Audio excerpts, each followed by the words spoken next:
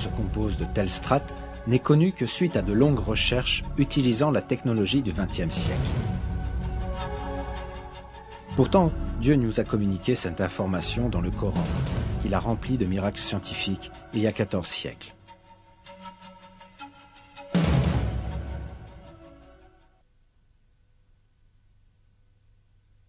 C'est Dieu qui a créé 7 cieux et autant de terres.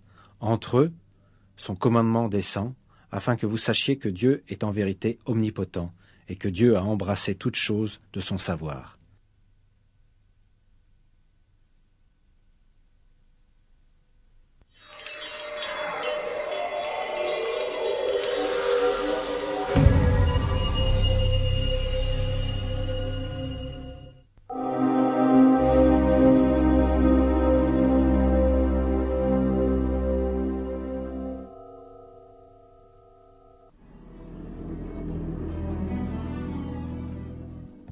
C'est au début du XXe siècle qu'un scientifique allemand, Alfred Wegener, proposa la thèse que les continents de la Terre étaient attachés les uns aux autres quand elle se forma, puis qu'ils dérivèrent dans différentes directions, les séparant ainsi au fur et à mesure de leur déplacement.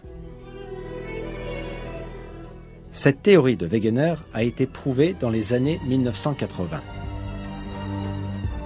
On trouva que les 6 plaques majeures et plusieurs petites qui forment la croûte et la partie supérieure du manteau, se déplaçaient constamment. Selon la théorie appelée tectonique des plaques, ces plaques se déplacent sur Terre en transportant avec elles les continents et le plancher océanique. Ce déplacement a été mesuré de 1 à 5 cm par an. Par conséquent, cela produit des changements lents dans la géographie de la Terre.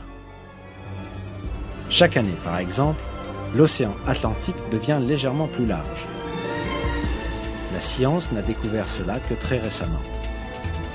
Le fait que cela a été révélé il y a 14 siècles dans le Coran est sans aucun doute un autre de ces miracles.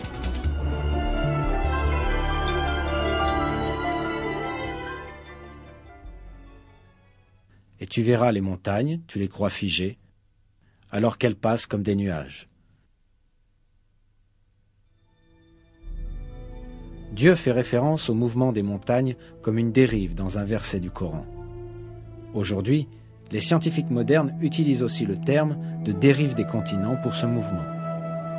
C'est sans aucun doute un grand miracle que ce fait scientifique ait été révélé au 7e siècle, quand les conceptions de la nature de l'univers étaient fondées sur les superstitions et les mythes. C'est une autre preuve très importante montrant que le Coran est la parole de Dieu.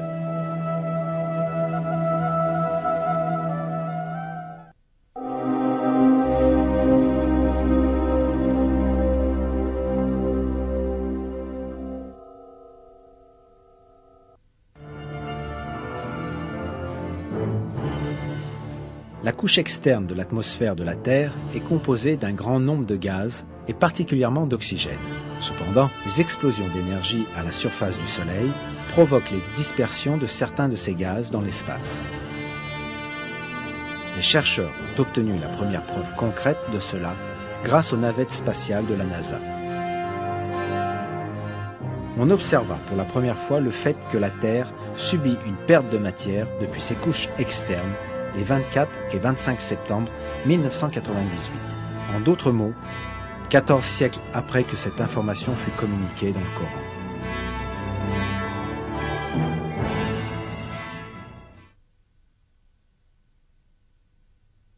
Ne voit-il pas que nous frappons la terre et que nous la réduisons de tous côtés?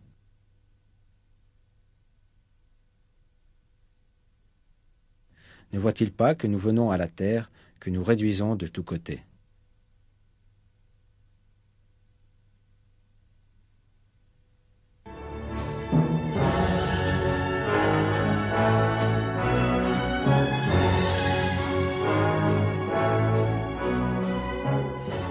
Ces versets peuvent aussi faire référence à des pertes de terre sous un autre aspect. Aujourd'hui, les calottes polaires fondent et le niveau de l'eau dans les océans augmente.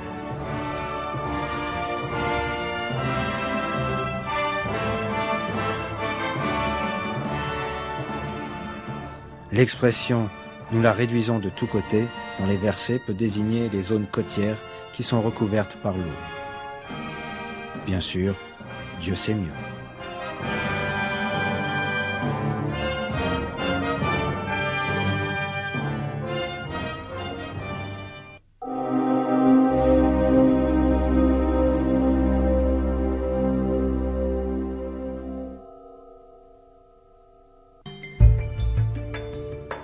Le physicien britannique Paul Dirac, qui remporta le prix Nobel de physique en 1933, fit une découverte très importante.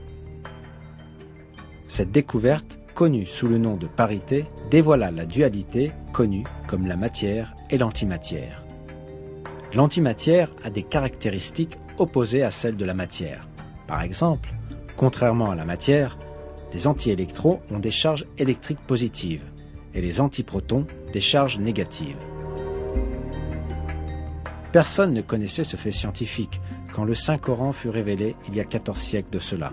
Pourtant, il est clairement révélé dans ces versets que toutes les choses de l'univers ont été créées par Père.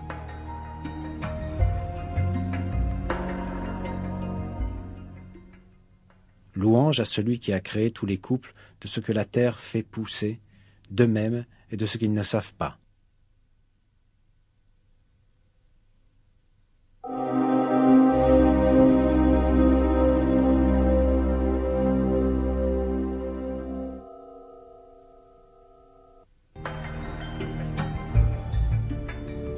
Jusqu'il y a encore 20 ans, on croyait que les plus petites particules étaient les protons et les neutrons qui constituent l'atome. Mais les avancées de la science et de la technologie ont réfuté cela. On a réalisé que l'atome, considéré comme la plus petite unité de matière, pouvait être divisé en composants encore plus petits. Une branche spécialisée de la physique apparut afin d'étudier ces sous-particules et leur comportement particulier. La physique des particules. Les recherches de la physique des particules ont révélé que les protons et les neutrons qui composent les atomes sont en fait composés de sous-particules appelées quarks. Ce fait n'est apparu qu'au cours du dernier siècle, mais il fut révélé dans le Coran.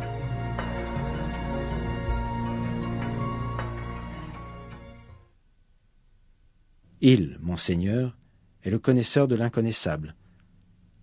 Rien ne lui échappe, fût-il du poids d'un atome dans les cieux comme sur la terre, et rien n'existe de plus petit ni de plus grand qui ne soit inscrit dans un livre explicite. Dans un autre verset, Dieu nous dit « Il n'échappe à ton Seigneur ni le poids d'un atome sur terre ou dans le ciel, ni un poids plus petit ou plus grand qui ne soit déjà inscrit dans un livre évident. »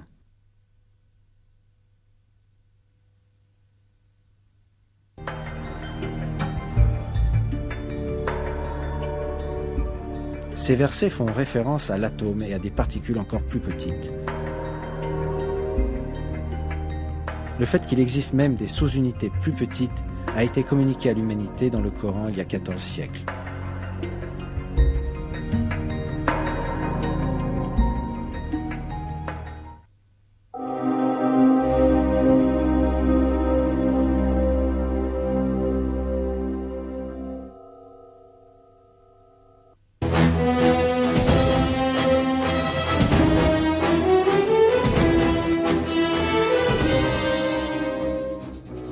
Le XXe siècle a vu de nombreuses grandes découvertes concernant les phénomènes célestes dans l'univers. L'une d'entre elles est le trou noir.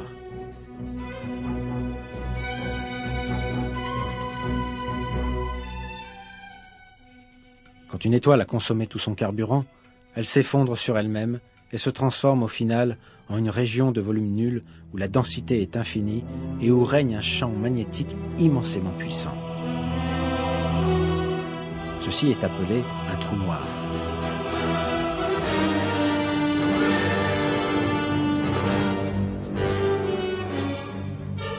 Nous ne sommes pas capables de voir les trous noirs, même avec le télescope le plus puissant, car leur force gravitationnelle est si puissante que même la lumière ne peut en réchapper.